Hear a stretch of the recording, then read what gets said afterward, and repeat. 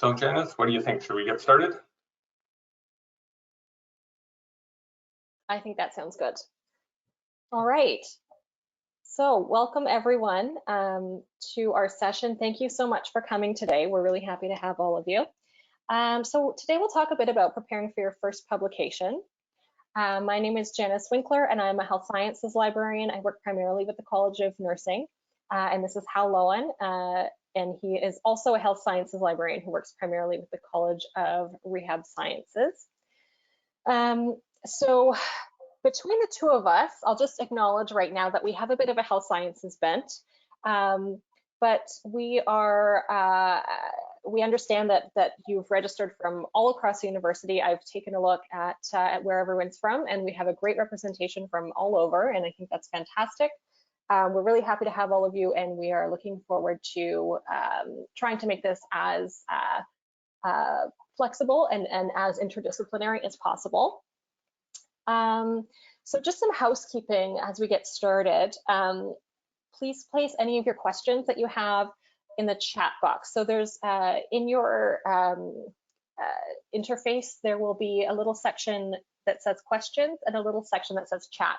And we actually prefer to use chat because of how the interface works with the questions. They come in very small and they're difficult for us to read. And so it's easier for us to see the ones that come in chat. And we want to make sure that we can see and respond to all of your questions. So please do send those in as you have them and just get them right in the chat. We have slides attached in the handout section. So again, this is in the GoToWebinar interface that you're in. And there is a handout that is a PDF version of the slides. So for those of you who are interested in downloading the slides, you can do that now. And I do suggest that you do that if you're interested in downloading them kind of at the beginning, because we at least once have you clicking on links. And so that will be something that will make it a little bit easier. And finally, some of these exercises or some of this workshop will have some exercises which will require searching. And so what we'll do is we will have, as much as possible, we encourage you to follow along and go through those exercises. And then we'll also run through them ourselves. And that way it will, if you're not comfortable doing them, or if you're having tech issues or any of that kind of thing, you'll also be able to sort of continue to follow along and sort of follow the conversation. Okay. So the topics that we'll talk about today, we'll begin by talking about some factors to consider when selecting a journal. And then we'll move on to submitting to a journal and the peer review process. We'll talk about non-traditional, non-journal type of publications. We'll talk a little bit about copyright issues and preparing a manuscript. And we will wrap up with a discussion of ORCID. So before we go any further, I'm wondering where everyone is in this process. So I expect at this point that you'll all be at widely varying places in your careers. I'm expecting we mostly have graduate students here. And so some of you will just be working on, or even not quite here yet, even just getting started on working and formulating and framing your research project for a future manuscript. So that's sort of the first stage. Some of you might be at the data collection and analysis stage, and some of you might already have a half-finished or even fully written manuscript that you're getting ready to submit. And in fact, some of you might have already published a couple of times. So what I'll do is I'm going to send a quick poll just to get a sense of where you all are. And I will launch that right now. So you should be seeing a poll. Please go ahead and respond so we get a sense of where you all are in this process.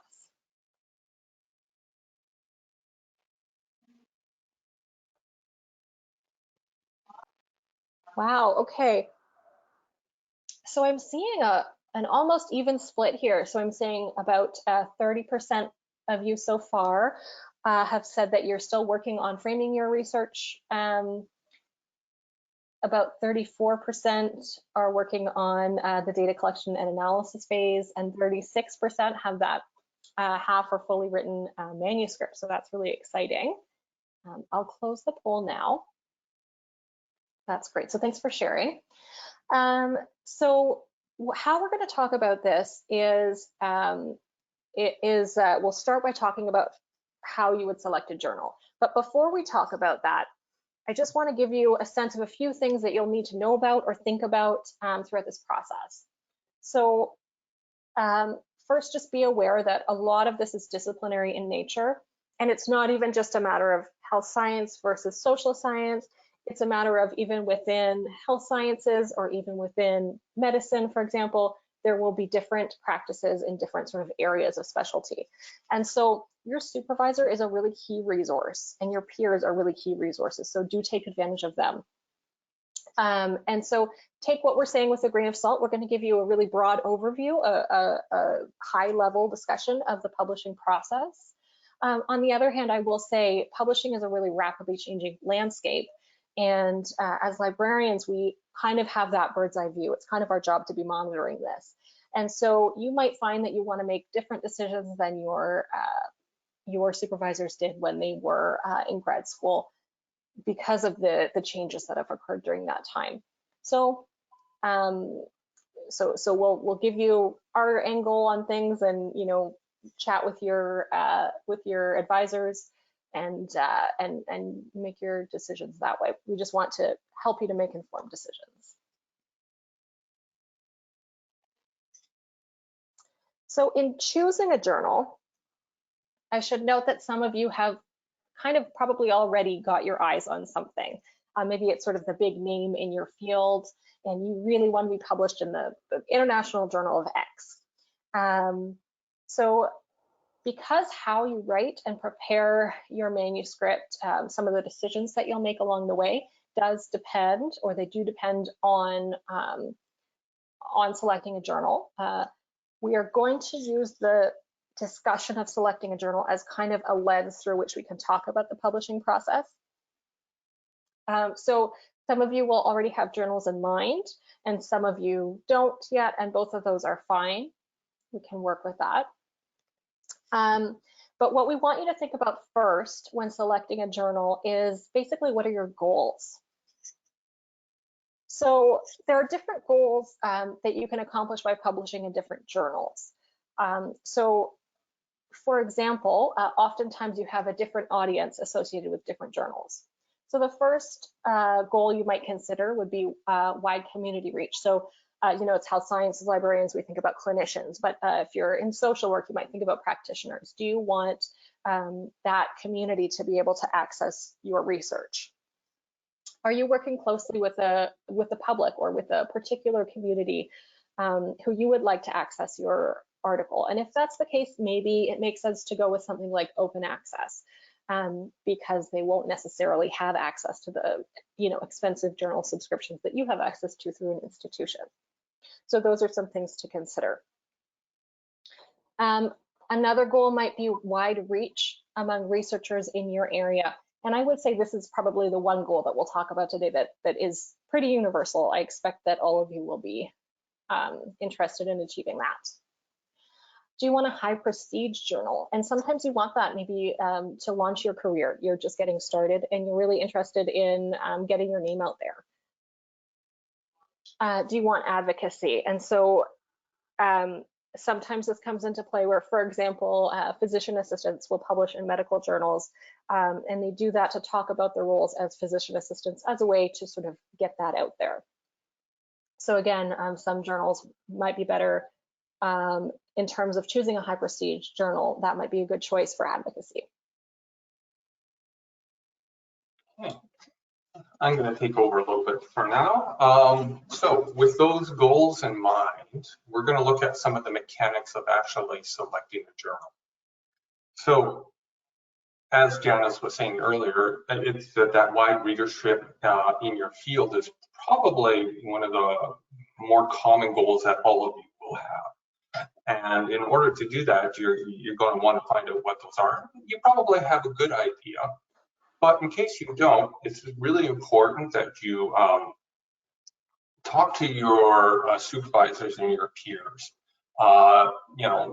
Ask them what journals they're going to, which ones would they recommend that you publish in, and consider those as good places to start looking to publish your journals. Another idea is in your research, you have collected a whole bunch of articles and read a bunch of research. Take a look at what journals those were published in. That's another great way to find other journals within your subject area.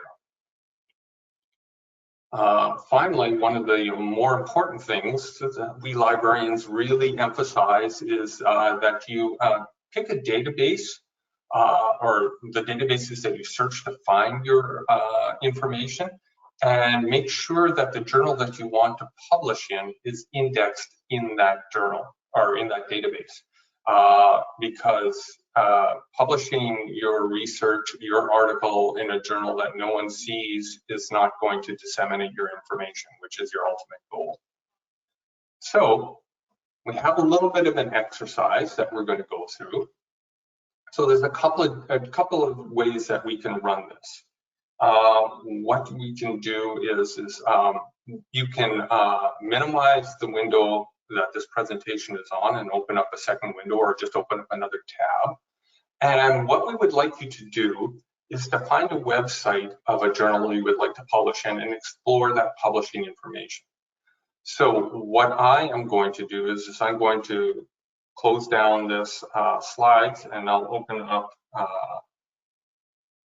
a web page here, and I'm going to show you that process of how to go do that. So I'm going to go to the Journal of the Medical Library Association.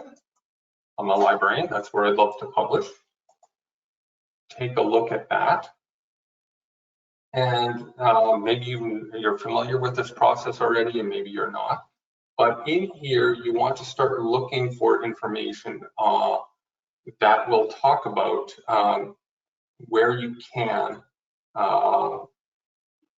get information about what it takes to submit an article for publication. And right in here, we have submissions, online submissions, authored guidelines. That's the sort of things that you are going to want to look for. So this is going to help you decide, can I publish in this journal? Do I have the right type of research to publish in this journal? This one is really good. They take a look at all the different types of papers and they describe them exactly what's required for each. So it's going to be your first step. So let me get back to my slides here. And that is what you're going to want to do. Oh, I'm sorry, I just got to rearrange some screens in here. Every time I click out, things move around a little bit, and I got to get myself back.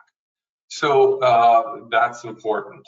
One of the things, though, that I mentioned a little bit a few minutes ago was not only do you have to pick that journal and find your author's information in there, but you also want to make sure that that journal is indexed in the databases that people use to find information. And sometimes the journals, most of the journals will give that information. They'll say this journal is indexed in these 3 or 4 databases. But if you're unsure, the library has a database that it does almost exclusively that. So sorry, I'm going to have to bust out of here again and get to that. And let me just open up a new page. And what you can do is go to, I'm going to go to the general libraries page. This is one that most people should be familiar with. And in here we have databases A through Z. And in this list, I'm going to go open that up. And the name of the database is ULRICS. You don't, and so if you click on that, it should be the second one on there. And this is a database that us librarians use quite extensively. Go through this login process. It's a really easy database to use, and anybody can use it, advanced search, all sorts of things, but I'm going to just type in the Journal of the Medical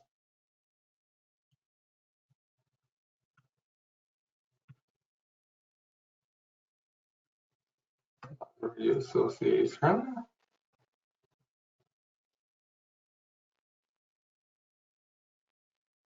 And it gives me quite a few results, but this was just a simple search. But typically the top ones will be the right ones. And if I take a look at this and I click and open this up, it gives me more information about the journal. But in particular, what I'm interested in down here is the abstracting and indexing information. And this particular journal is indexed in all of these databases, so it has a wide scope. So it's be a really, if I could get my article in this one, I'd be very happy camper. So that's sort of the information you're looking at when we're talking about where is this particular journal indexed. Okay, I'm gonna try and get back to my presentation now.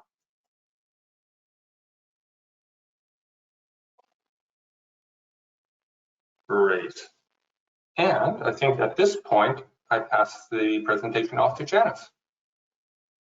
All right, and I'll chat a little bit with you about open access.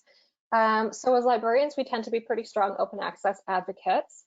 So something you'll want to consider when choosing a journal, and also, when exploring the options within the journal, is whether or not you want to publish open access.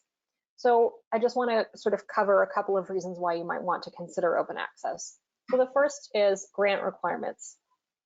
So increasingly, it's becoming standard, especially if you have a grant from the tri-agency, for example. So that would be NSERC, CIHR, or SHRC. They now require that any journal publications that are produced as a result of their grant are made open access within a year of publication. And other organizations are requiring that too. So if you have a grant, you might want to investigate the requirements associated with that. This is sort of a more, I suppose it's a little, maybe a more selfish goal. So it benefits you a little more. Typically, we see that articles which are published open access are read more, and articles which are read more tend to be cited more. And so there's something called the open access citation advantage, which has been documented, and it doesn't, there's no guarantee that, publishing open access will, of course, increase your citation count, but it increases the likelihood that your work will be seen, that more eyes will be on it, and that it will be cited more. And so that's beneficial to you. And finally, some people consider open publishing because they have that sort of intellectual commitment to open science, and because they're concerned about barriers to access, to accessing publications. So that would be within Canada, there are some institutions which can't afford as many subscriptions. There are some groups, like people who are not affiliated with universities, who might be are interested in reading, who aren't able to access that. And then more internationally, there are some in some there are whole regions of the world that struggle to access the journals that we take for granted because they are paywalled. And so this is kind of an equity issue. And so some people are interested in publishing open access for that reason. So I'll talk a bit about how we would publish open access. So there's two main avenues for open access publishing. And the first is called gold open access, and the second is green. So we'll start with gold. So essentially how gold open access works is that you publish in a journal which is either entirely open access or which provides the option to make your work in open access from publication. So the article itself is open access from the get-go, from jump, and everybody can access it that way. So that's called gold open access. Typically, it's associated with an open license, and so that would be usually Creative Commons. So there's a variety of Creative Commons license options, but typically those would be used in gold open access. You get that really high visibility because it's open access in the same place that it's originally published, so it's very easy to access. So the downside of gold open access, particularly for graduate students, is that oftentimes there is something called an article processing charge. So if you think about, as publishers are no longer being able to cover their costs through subscriptions, because open access sort of eliminates subscriptions. So gold requires alternate sources of funding. So in this case, the most common source right now is called article processing charges, or APCs. And so these are fees charged to the author on publication of an article. And this can be difficult for grad students or early career researchers, somebody who doesn't have a grant. It can be difficult to pay those fees. They can be quite expensive. They tend to be around like $1,200 to $1,500, although they vary pretty substantially. Not all gold open access is associated with a fee. Some journal publications, for example, are funded by a professional association or something like that, which provides the funding so that the journal doesn't need to charge fees in order to sustain itself. But it is the most common way. And so this is where we'll move into green. This is an option, I can't say for everybody, for most people. So if you can't afford that fee, or for whatever reason the journal of your choice doesn't have an open access option, or it isn't open access itself, green open access is this second option, okay? So it's where you publish in the journal of your choice, and then after you've published, rather than the article being open access where it is in the journal itself, what you do is you take a version of your article. Usually it's called the author accepted manuscript, and that would be the manuscript that you've submitted. It's post peer review. You've done the work, you've got it finished, but it's not yet formatted in the publisher's final formatting. So you've done the peer review, you resubmit it, you've done the revisions based on peer review. You resubmit it to the journal, and we will talk about the peer review process a little bit shortly. And that version doesn't have the publisher's logo, that kind of thing, and that tends to be the version that you want to hang on to. And publishers tend to allow that version to be shared elsewhere.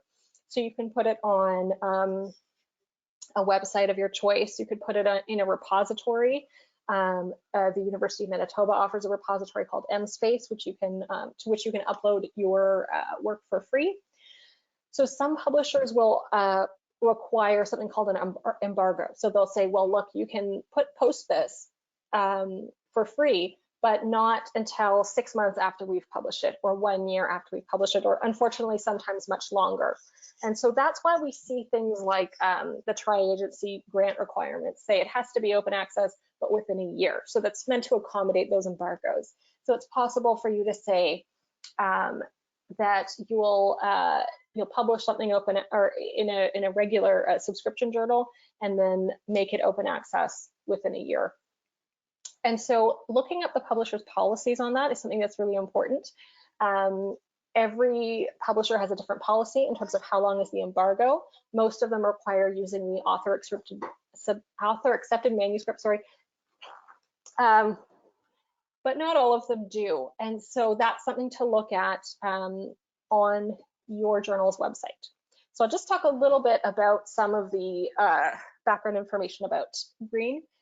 So you do have some copyright restrictions, and so typically those are defined on the journal, through the journal. And you need to review your contract to identify what permissions you are retaining as the author. Typically, when you publish, you're sort of signing away your copyright to the publisher. And with open access, you need to retain some of it. Okay, so again, there's no uniform rules. So we're going to do a quick exercise here. What I'll have everybody do is go onto their web browser and go to Wikipedia and search open access. So maybe a bit of a surprise to be recommending Wikipedia as a librarian, but give it a shot. Their article on open access is actually fantastic. It's really well developed, provides a lot of context and background information, And so do take a look at that. You can see that we talked about gold and green, but there are a lot more categories of open access. That's right. Gold and green are just the most common, but there are a number of other types of open access to explore. This is a good graph that shows the percentages of open access by discipline. So it's primarily in the sciences, as we can see, but yeah, it gives a good indication of where and how open access is. So it's a really good Wikipedia article.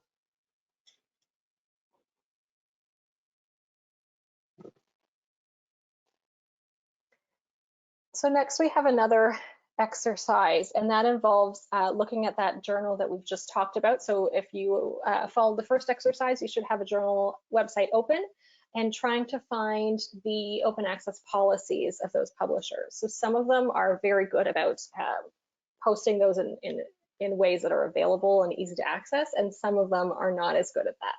So take a minute and try to investigate your journal and see if you can find the policies about open access. So do they have an open access option? Can you pay a fee and make your manuscript open access right away with that gold open access model?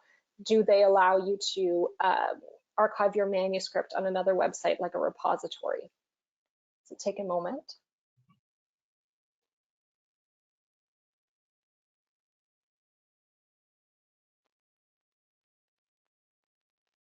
Some of them will actually say the words gold or green access in the journal, but this one's just talking about the open access policy that they have. So some information is there, but it's different between all the different journals. So I'll just quickly answer a question that I saw come in. And this one, the question is, for open access, do you always retain copyright? And I think, no, that's not the case. But you need to retain some permissions. So essentially, if I'm going to archive a copy of my work, but I've given away the permission to do that, then I'm not able to do that legally, right? So whereas if I've retained some version of copyright or some permissions related to my work, then I can self-archive it, if that makes sense. When we look at open access publishing that's gold, so like it's open access on publication immediately, then we have typically we have these Creative Commons licenses which allow a much wider use and reuse of the article. And so what that means is that everyone can kind of reuse it so long as they provide appropriate citations and attributions, of course, along with disciplinary norms. And so what that means is you can pretty easily reuse the content. You can post it, share it, do whatever you want with it, as can sort of anyone else within the bounds of the license that you've selected. So different different Creative Commons copyright licenses will allow different things. So for example, there is a Creative Commons license that says share alike. So that would be you're permitted to reuse this content, but only if you also allow others to reuse your content, if that makes sense. Is this where we have our other poll? It is. I think maybe now is a good time to do it. I'll pop it open right now then. Okay. So we're very curious, how easy was it for you to find the open access policy for your journal? Did you find it really easy? Did you find it hard? You couldn't find it at all? Your journal doesn't have an open access policy? Really interested to hear about that.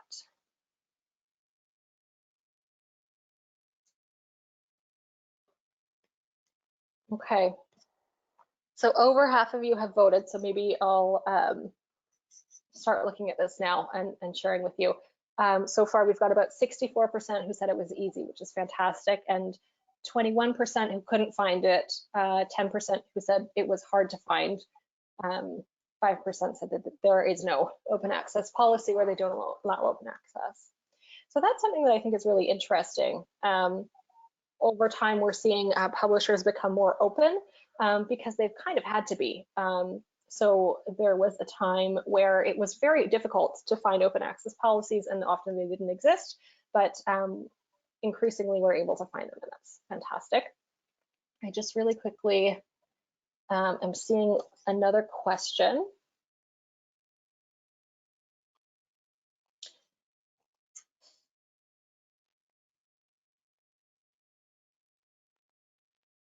Okay, so the question is, with green open publishing, open access publishing, can you share can you share the journal that it's published in, or a link to the publication? And generally, yes. And in fact, some publishers, again, as part of their policies, they actually require that you link to the publication. So again, they all have different policies, so that's something to look at. But nobody can stop you from linking to your own publication, right? I'm seeing somebody asked about a policy called Open Select. So I'm probably, I have a sense of what that is. It looks like an APC applies, that's right. So it would be like a we call that hybrid open access. So the journal itself is a subscription-based journal, but if you pay a fee on publication, you can make your article open access right away. So that way, in some ways, you get the best of both worlds. Lots of publishers are doing that right now, especially with mainstream major publications. You'll see that in a lot of them. As librarians, we tend to be not as big fans of that particular model. And the reason is that while we're paying the subscription fees, our fees don't go down. In fact, they continuously go up every year above the rate of inflation. While you, as authors, are also paying fees upfront, those APCs. And so it feels a bit like double dipping. So that's not a model that typically we're a fan of, but it's certainly, it's a very popular and common model right now. So we call that hybrid. And I think it would qualify as a type of gold open access.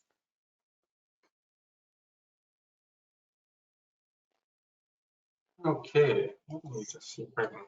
So I'm seeing a few other questions, and I think what we'll do is we'll have to move on, and then I will, if we have time at the end, we can go through some of these. Great. So with open access comes predatory journals. They are almost linked hand in hand. Prior to the open access movement, the process was you, the author, would submit the journal. An editorial board would take a look at it and say, yeah, that's something we're interested in, and we go through the whole process. Great, and away you go. Article gets published, you pay for the subscription to the journal, so that's how you get it. Libraries pay for the subscription to the journal, so that's how everybody gets it.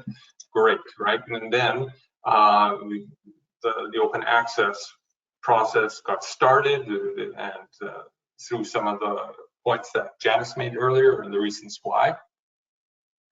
And with that came the predatory journals. And in this environment that we're in, with what computers can do and the programs in the computers, you could set up a journal in literally half an hour and start charging people to submit their articles to it and say, you know, here we go. I'm happy to accept your article for $5,000. And you think, great, and you signed over the copyright, and no one in the world is ever going to see your article again, because it's a journal that's just not indexed anywhere, and they don't really care about really circulating that information. So predatory journals and predatory publishing is something to be very aware of. But thankfully, we have a guideline here. It's called Think, Check, and Submit. For some journals that you're not sure. So, I mean, the first thing that you would want to do is take a look at the website of the journal. How does it look? You know, does it look kind of shady? Is there some inconsistencies in it? Does it come from, is there a reputable publisher? that's associated, such as Wiley, Elsevier, Sage, whatever. If not, who is it? Is it an association that you know of? Those are all, if none of that stuff's there, those are all red flags. I have gone so far as to look up addresses and Google map them for authors and take a look at that address. Just really doesn't make any sense. That's some office in some strip mall in an industrial area of town that looks a little suspect. You can do all sorts of things, but this check thing submit is, let's see, hopefully it's launched for me. Oh, it launched on the wrong screen. Let me drag this over. I'm gonna have to do a couple of things here. Let's do this. There it is. And they have a nice little video in here, and it runs through that process. So it gives you the information that you need in order to make the decisions. Whether the journal that you are looking at or considering is one that you actually want to submit to. So there we go. Sorry, just readjusting my screens again. Excellent. So I've got to move forward a bit.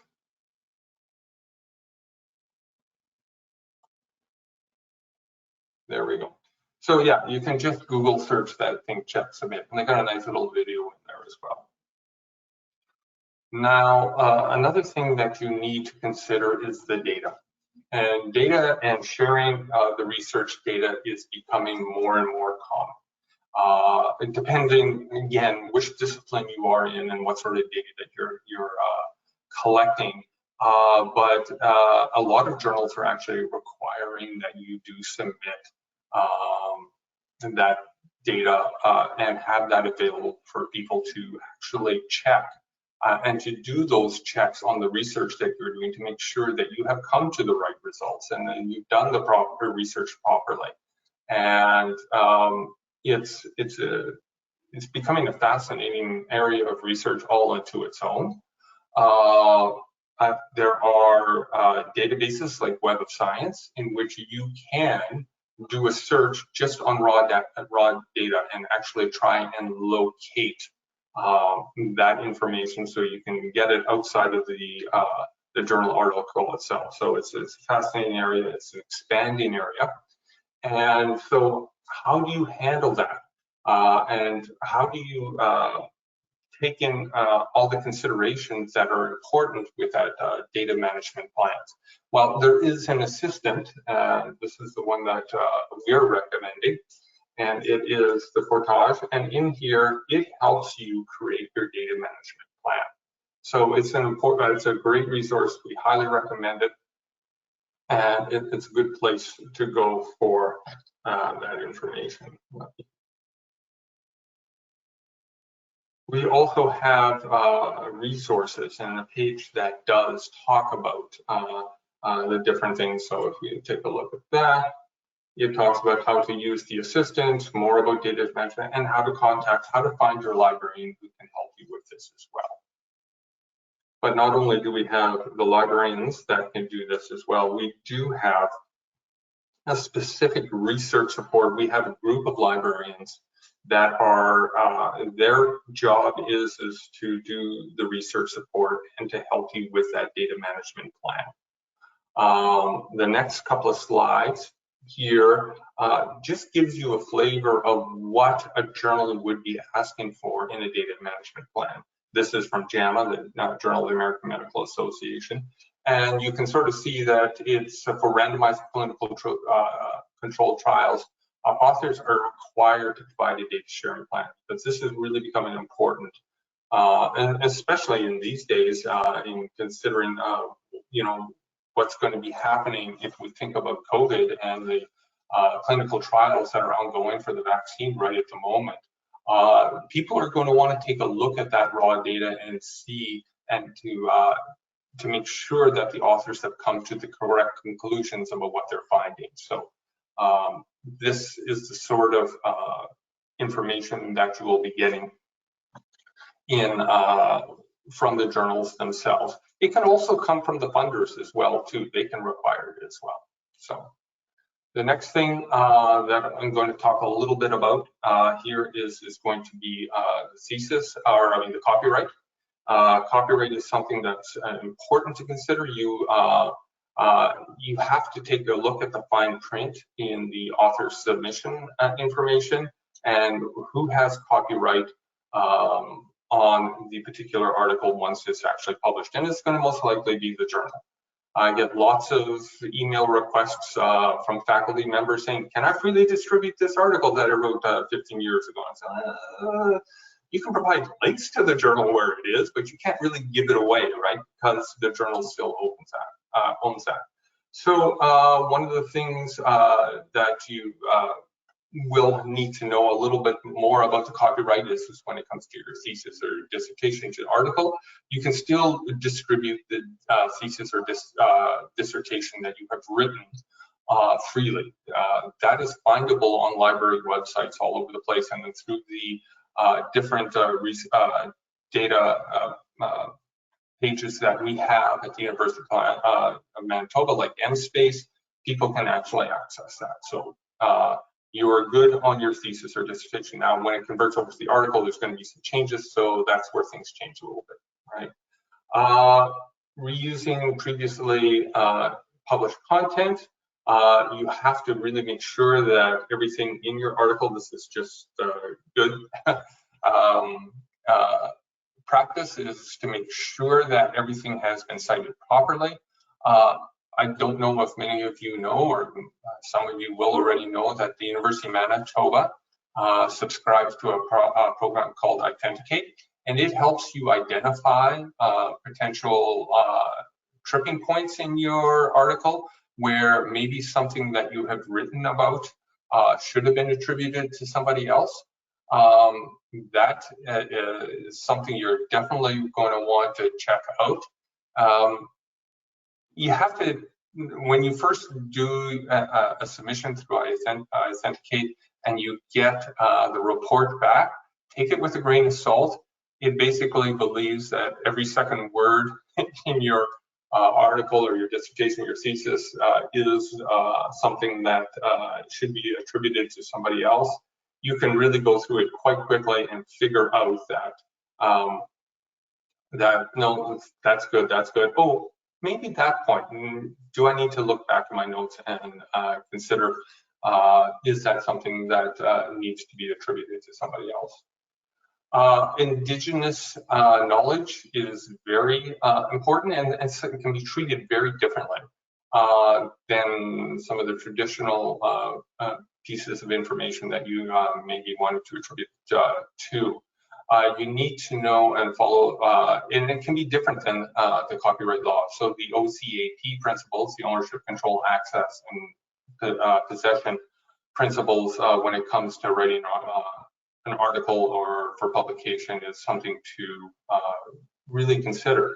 A good example of this is the Truth and Reconciliation Commission. A lot of the interviews and the information that was gathered through that, it was explicitly stated that it was fine to gather that information, but that information would not actually put up in any sort of website or any form that could be searched and studied further. That's because the community wanted, they felt it was their story, their possession. They were willing to share it for the purposes of the commission, but not for the purposes of research. They didn't want to become subjects. So there can be some really delicate intricacies with trying to get information and what you can and can't share. And so I'm going to talk a little bit here finally about the submission and peer review process.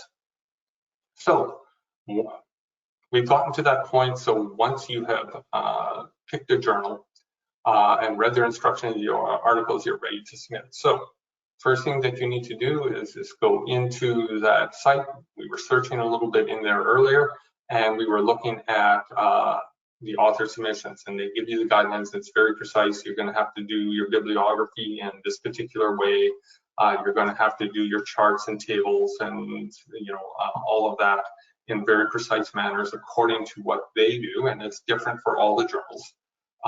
And it's once you've done that, great. You are going to make sure that it's all submitted. You're going to notify all your co-authors of the upcoming submission. This is just good form. You're just going to let them know we're going to be submitting this article and it's going to go into this journal. I've gotten a few of those through the years, and because sometimes it's a little bit of, you don't want your co-authors to be surprised because the publisher automatically notifies all the co-authors that, hey, this particular article has been submitted for publication. You're identified as an author on there. You don't want your co-authors to have that surprise, right?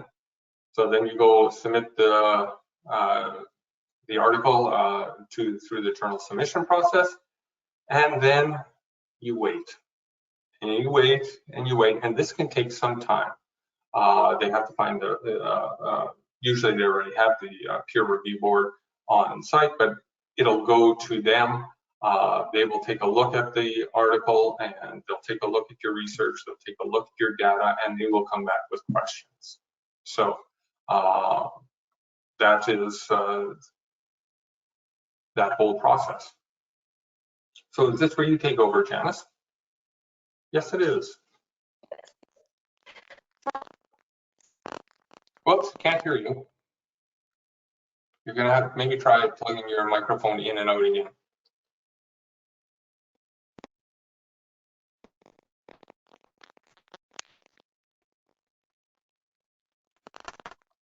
Nope, sorry.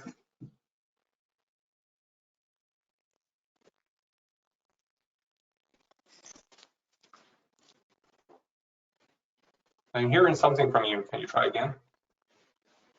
Can you hear this? Yes, now I can hear you. Fantastic. Okay. Thank you. So, oh, you're breaking up quite a bit. Sorry. right. Okay. No. Now you're clear. Sorry.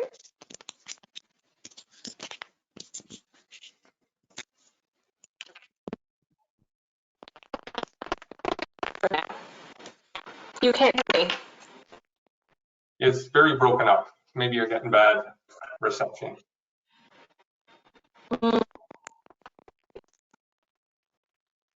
I can continue from here. I'll take it to the end. That makes sense. Okay.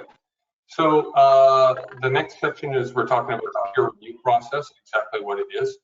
What is peer review? It is submitting a manuscript. It's where you submit your manuscript and a board of experts will take a look at it. I think, Janice, you need to, yeah. I'm hearing an echo and I wonder if it's coming from your computer. Maybe turn your mic off. Okay, that sounds better. So yeah, notification that, so what happens is the process can take weeks or months, and it's okay to email the editor on the process and for ask for updates of where it is in the process. But anyways, what will typically happen is it'll take some time. You will receive your article back with changes, requests,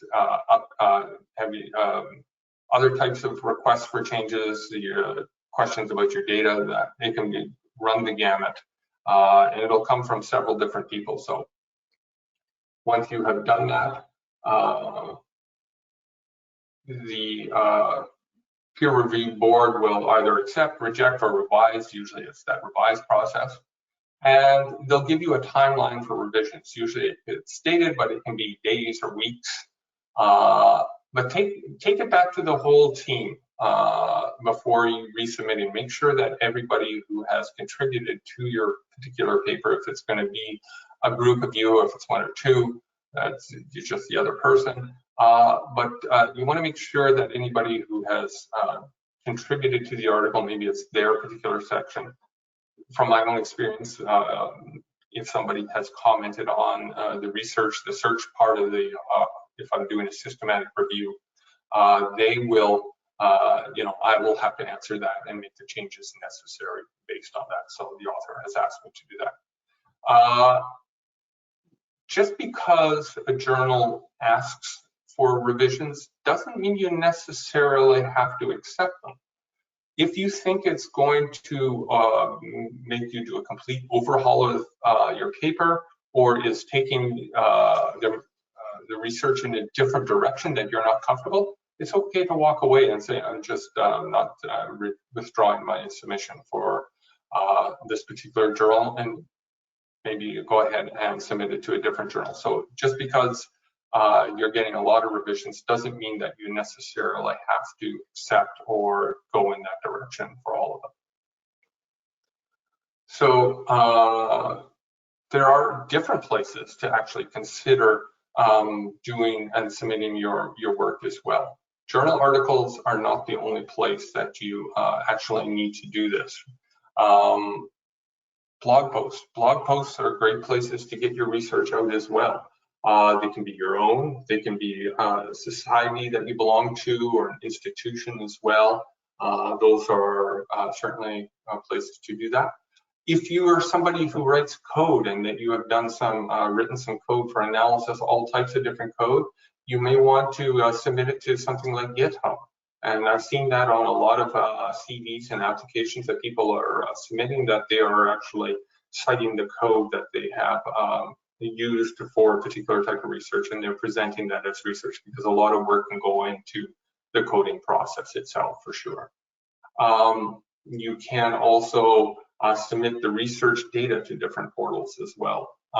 So that can, as we were talking about that whole Web of Science area where you can, or that database where you, I don't know if you'd be able to submit just the raw research data, but different places you can actually submit that research data as well. You can also submit early drafts of your research in what's called preprints. That's a very interesting area, particularly now.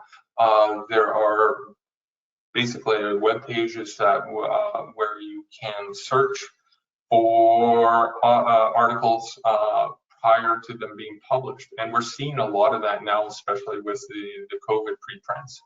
A lot of people are going to that area and looking for that research and trying to get a handle of what's happening now.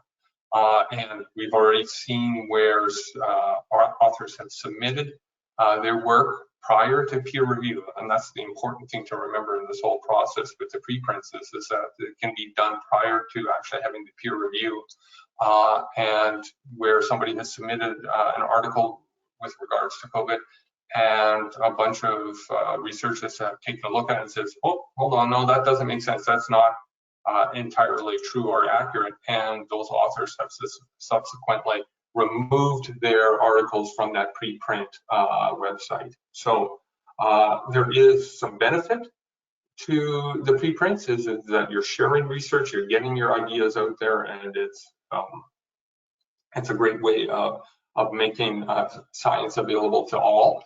But it comes with some caveats, and that you are excluding that peer review process. You may have missed something, so you can run the risk of actually hurting your reputation a little bit if your methodology wasn't sound.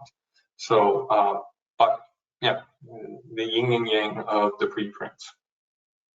The final thing that we're going to talk about is your Orchid ID. And what Orchid stands for is Open Research and Contributor ID. This is a nonprofit group, and it's a persistent digital identifier that distinguishes you from every other researcher. And through integration in key research flows such as manuscripts and grant submissions, which is what really important, it supports automated linkages between you and your professional activities, and ensures that your research is recognized. So what that means is that you are the person who you say you are. Your Orchid ID is something that is attached to your name in the article. You can see this. Here's one. put mine up here. That's my Orchid ID. And it's in here where I can tell you a little bit where I'm employed, where I went to school, but most important, some of the work that I've done, where I've contributed literature searches to systematic reviews. And that's typically what I've done. But you can also add all sorts of other pieces of information into this Orchid ID, such as conference presentations, workshops that you've given, that can all be put in there. It's basically what it's trying to do, and what it's replacing is the common CV. This is something some of you may have heard of. And it's becoming more the standard for the uniform way of identifying an author and their works. It's really important. A lot of institutions are requiring this for promotion. This is that it shows you the work that you've done. And it's really easy to set up. And you can, if you're having some issues, you contact your subject librarian, they'll give you a hand with it. But when you set it up, it's recommended that you use a stable email address. And in this case, that would not necessarily mean your University of Manitoba email address. If some of you are going to continue your career here at the University of Manitoba, and this is the only place you're going to work, great, that's what you would use. But we're not sure about that. So you would probably want to attach it to your, let's say, your Gmail address or your Hotmail or whatever email address that you are using. And you can also include your Orchid profile on your MSpace submissions, right? So Orchid, you submit it with all your publications, and it automatically plugs into things like Scopus, and or Scopus automatically plugs into Orchid. So anytime a publisher will submit their information to Scopus for inclusion in the database, the article information. If you're one of the authors on there and you've put your Orchid ID in with that article, it'll automatically update your Orchid ID, and it will be added to your reference list that's in your associated with your name. You will need to sometimes manually add some of that information, so that automatic update for articles is great. But again, like I was saying earlier, the conference presentations, the posters, those sorts of things that you need to actually do yourself. So we're almost at the end of our presentation here. So this little exercise at the end is you can go to Orchid, type in ORCID, and it will take you to the page where you can start that whole process. You can do that now, you can do that later. I'm just wondering if there are any more questions out there. Seeing a few. You've been answering, Janice, or? Okay, I'm having problems with. Can you repeat the name of the library so it looks like whether you're on? Okay, so can you repeat the name of the library resource that looks at whether your document has citations? Okay, so if I understand this question, I'm trying to think if that was the Ulrichs that you were referring to, or do you think of something else, Janice? I assume it would be Scopus or Web of Science. Right. Yeah. Let's see if there's. Okay, I'm having problems. I can't see all the questions on this.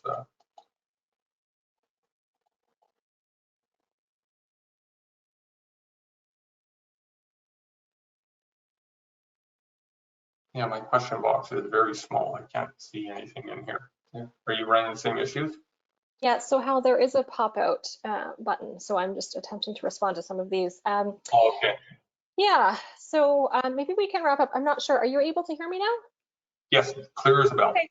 So maybe let's say we'll wrap up now, and we can stay on, or I can stay on for a couple more minutes just to go over some of these questions to make sure we've addressed everything. And then, and if you'd like to stay on, please do. If you have a question, if you have time to stay on, and if not, thank you very much for coming. And it's been a pleasure to chat with you all today. Thank you. So, yeah. So I'm seeing a question about a particular journal. I believe it's a Carter journal. So I can't actually access it just based on the interface here. I can't open it. But what I can tell you is that Carter is a legitimate, reputable publisher. So that's a strong sign. And you seem to be accessing it through our databases, which also indicates it's a good sign. If you still have concerns about that, our journal in particular, or questions about what the open access policy means or understanding it, you can send that to your liaison librarian, who would be happy to go over it with you.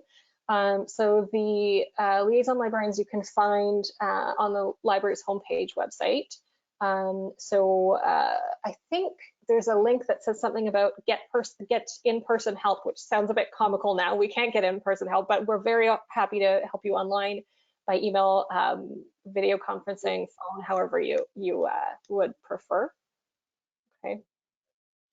Okay, I'm finding where you are now too. So. Are you seeing them? Yeah. Okay. Yeah, I got to the pop out, right? Okay, great.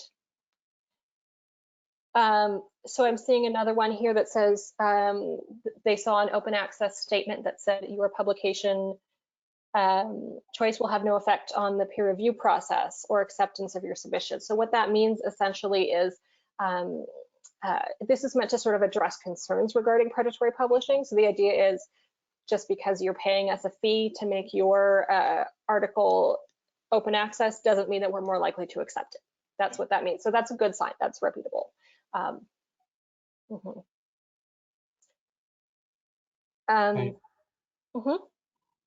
I was saying that someone was asking the question a little bit further down about what was that resource that checks citations. That was the Authenticate. Oh, I see. Okay. Yeah, no, that's and that should be. I don't know if that's in the slides that we have, but it's spelled exactly like iPhone except with Authenticate. It is in the slides. It should be in there. Yeah. Great. Okay. What else do we have in here? Will a recording of the presentation be made available? We hope so, as long as the audio quality and video quality are good enough. We will get them on YouTube. But usually that takes a little bit of time. We have a librarian who just edits it just for quality and all of that. And so probably in the next week or so, if you watch our YouTube channel, it should be on there. Let's see. Somebody asked about liability for when a journal has print, and I guess it depends what kind of liability we're talking about, but I think you would be surprised at how much liability the author retains, even once they've signed away the copyright. So, for example, obviously, if there's any research misconduct, of course, that's on the author and not the publisher. But even things like cases where there are sort of questionable copyright practices that we might think that a journal editor or a copywriter or something, copy editor, sorry, would have gone through to identify, oftentimes they haven't. And so that the copyright, if you've accidentally reproduced a table, for example, that you shouldn't have reproduced, that can still come back on you, the author. And it depends entirely on the contract. And so that's a little bit, we would think that if we sign away a copyright, at least we don't have the liability, but in some cases we do. Can a submitted manuscript under review be withdrawn and submitted to another journal? Yes, it can. So that would be the case. I think Hal talked a bit about that. So that would be if the feedback received is something that would change the nature of the work enough that you feel like it's not true to your work, then that's fine. Yeah, sorry. And you wouldn't have to inform the new editor of the new journal that you have withdrawn that at that point. Right. Right. So. Yes, that's another question. Exactly. Someone asked if the reviewers talk to each other in the peer review process, and they shouldn't. Typically, so the most common peer review process is called double blind. So that means that the author shouldn't know who the editors are, or the peer reviewers, sorry, are, and the reviewers shouldn't know who the author is. And equally, the reviewers shouldn't be identifying each other and contacting each other. It would not really be considered appropriate because they're meant to provide sort of independent opinions. And if you eventually submit enough articles, you may actually ask to be a peer reviewer as well too. That's once right. you're out there. That's So. right. Yeah, yeah. Can I still publish an article out of my thesis that will be uploaded to MSpace that makes the thesis available online? Typically, yes. So students worry about this sometimes because when they're submitting a journal article, they're asked, have you published this elsewhere? You can't have published this elsewhere. But what happens is you wouldn't submit your entire thesis as an article. You would sort of modify it quite a bit. And that modification like kind of creates a new work. And so, so it's actually really common for articles to be published out of theses. Almost all theses, as policy across Canada and the United States, are now posted online for free through open access repositories just like ours. It's the standard way to do things now. And so, yes, typically it's not an issue. It's very common. You can check each publisher's website or even ask the editor if you're particularly concerned. But keep in mind that you are making substantial revisions to your work. That is important, and then that you've created a new work, and that's okay. How to search for journals related to your field on the internet. I'm not able to find the journals. Some general suggestions. We're a bit late on this one. Maybe this might be something to talk to the librarian in your field about. So again, that's on the library's homepage. There's a button that says Get In-Person Help, and you can identify based on what your subject of your area of research is, identify who your journal or who your librarian is, and that person will be able to help you identify journals of interest. I don't think there will be another webinar about this topic, but if you have more questions, you can always, I think this person has left, but in Indigenous research, there's often a personal bio to place the writer in the work. Does that go to reviewers? Such a good question. I'm not sure how that works, because it would remove the whole point is that you blind a peer review, right? You blind it for peer review so that they can't identify you as the author. But in some cases, authorship is important and who's speaking is important. So that is such a great question. I don't know what the answer would be on that. Hal, do you have a sense of that? I would think that most of that information is typically redacted in the article that you're writing, and since you wouldn't be any way to identify that person. That's typically in the social sciences. I mean, that's a big thing because you're doing a lot of focus groups, interviews, and all sorts of that type of research, and that information shouldn't be in there. Yeah, but then on the other hand, I think there's an increasing recognition that sometimes we need to make exceptions to sort of to the ways that we do things, right? So that might be a case where they decide that this is the time to make an exception. And in addition to that, there are a number of journals which don't use double-blind peer review. So it could be that a journal of your choice might not use that process. In particular, if you're publishing in a journal that's sensitive to this issue and understands the need for a different approach to Indigenous research, maybe they may have thought of that a little more, but that's a great question. I'm not sure that I have an answer for you. That would be something to contact a journal about. And if you're concerned about that you can contact an editor. If you have any concerns, you can contact an editor and say, look, I have this great manuscript. I'd like to submit it. I want to know if you could accommodate X or Y. That's also acceptable. How do I get a free version of Authenticate? You can download it. I think I would suggest just Googling University of Manitoba Authenticate, and that's always how I get there. And we have a license, an institutional license, so you can access it that way. So yeah, if you did a Google search on the word Authenticate, it's going to take you to the product and not to our portal to the product. Right. So just type in Authenticate in University of Manitoba, and then it should get you to the right page where you can then get access to that. Yeah. There was someone. Yes. Yeah. Sorry. So the manuscript-based dissertations. That I have not come across personally. Have you? You know what? I haven't seen them at U Manitoba, so I don't know how common they are here. But and I'm very curious as to how it works too, because the idea is that you can submit you start like the end product is not a thesis, but a several manuscripts, or at least consists at least of some manuscripts, right? And then is sort of sandwiched on either side with introduction, conclusion, that kind of thing, right?